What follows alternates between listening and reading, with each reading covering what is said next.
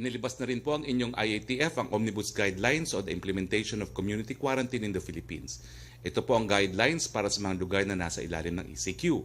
Una, kailangan sundin ang minimum public health standards sa lahat ng oras habang meron pong ECQ, mask, hugas, iwas at bakuna.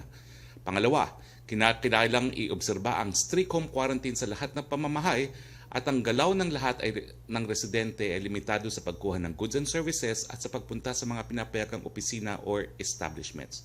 Manatiling homeliners ang karamihan sa atin, stay at home po.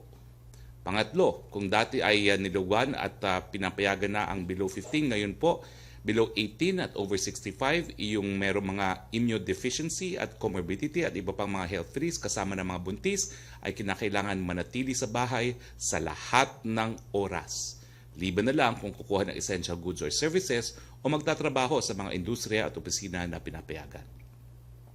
Merong uniform curfew po sa lugar na nasa ilalim ng ECQ pero hindi po kasama ang mga manggagawa, cargo vehicles, pampublikong transportasyon at operating hours ng pinapayagang establishmento.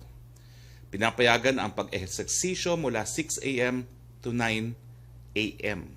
within the vicinity of your residences at sa inyong mga barangay. Ulitin ko po importante po talaga ang exercise. Hindi kayo po pinagbabawalan.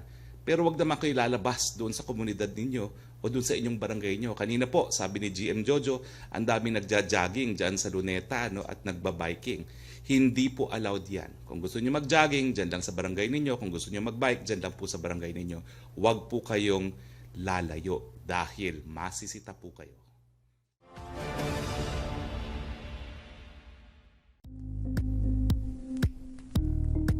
Thank you for watching Politico TV. Please like and subscribe to our channel for more videos.